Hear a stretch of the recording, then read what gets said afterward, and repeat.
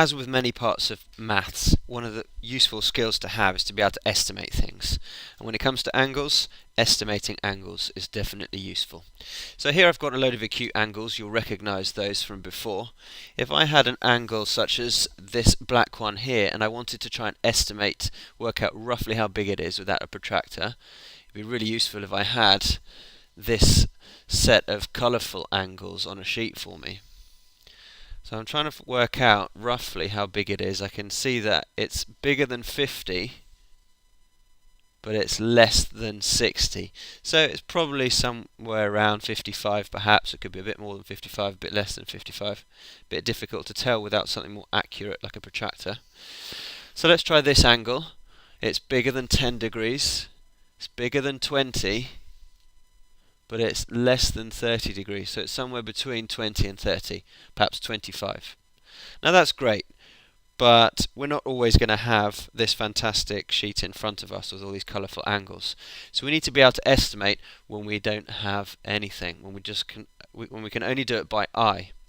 So the most useful angle that you can probably recognise and that will help you estimate is a 90-degree angle. Because once you can recognise a 90-degree angle, you can then spot most of the other ones that you'll face. So let's just throw in a random angle like that.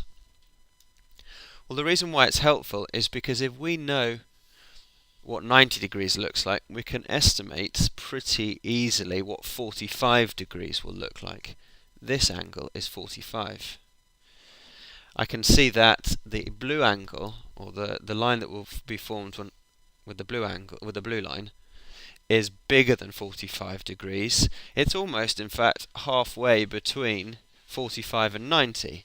So let's call it around about is 65 degrees, 70 degrees, something like that. It's not easy to tell, but I know it's more than 45 and I know it's less than 90. So that's not too bad. What about if I had a different line, perhaps one going down like this? Remember where 45 degrees was? Something like that. And now I've got an angle with the orange line. Again, it's about halfway between 0 and 45 degrees this time. So this angle here is probably somewhere between 20 and 25 degrees. Can't be much more accurate than that.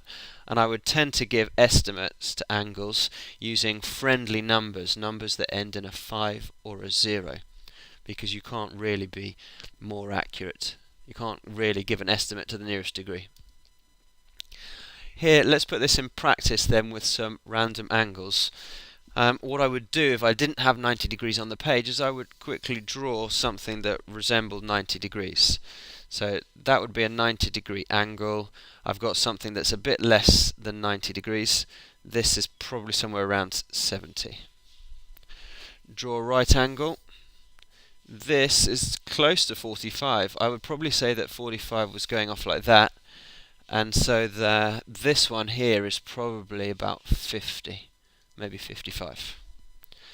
And this is going the other way, but same principle. Draw a right angle. 45 degrees is probably, no, that's probably too steep. It's probably there. So this is probably around 25 degrees is my guess. You've seen obtuse angles before. Let's try putting in some obtuse angles to see whether we can estimate those. Again, we use our friend the 90-degree angle to help. So the angle created with this purple line, it's bigger than 90 but it's less than 180.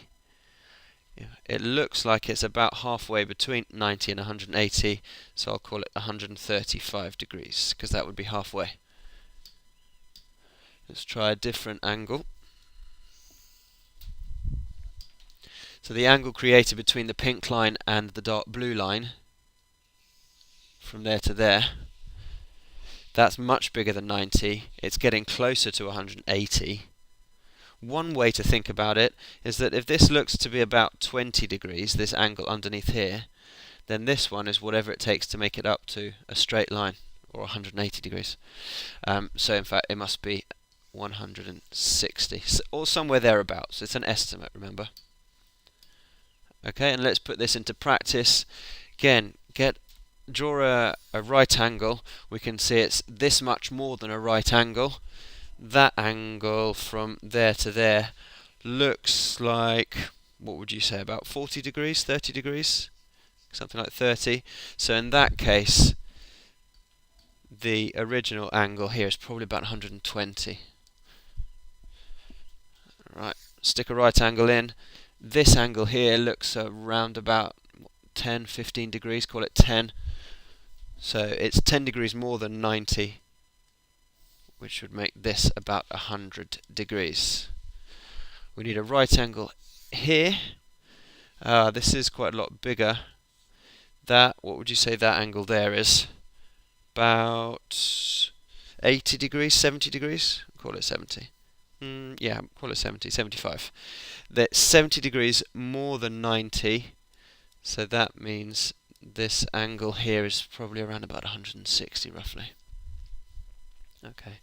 One of the most practical applications of estimating angles is when it comes to estimating angles in pie charts. So, for example, you might want to have a rough sense of how big that angle is, so you can work out what it is as a fraction or a percentage of the whole thing. That, well, if that was 90 degrees from there to there, then this is probably 70. From here to here, around there, well, that would be a 90 degree angle, and it's more than 90. That would be 180 degrees. It's less than that. So I would say it's probably about 150 degrees. If it was 90 degrees, this green segment, it would look like that, but it's more than 90. Let's call that 100. Now where are we up to? We've got 170, that makes 170, plus 150, that's 320, so that leaves us with 30 degrees. In actual fact, that's probably a bit more than 30 degrees, but we've been estimating all the way around. And what about if you had to estimate something like a reflex angle? That's a bit trickier, and there's a few ways to do that. One way might be to estimate this angle and then subtract it from 360. Or another way would be to look at what a straight line would look like and then work out this angle and add it on to 180. So let's do it that way. This angle that I've just drawn from here to here is around about 70 degrees. Probably just a tiny bit less, but let's call it 70. And this angle here is 180. So 170 plus 150, or 180 would mean that this is about 250 degrees. Okay, that's the end of estimating angles. Thanks very much for watching. Bye.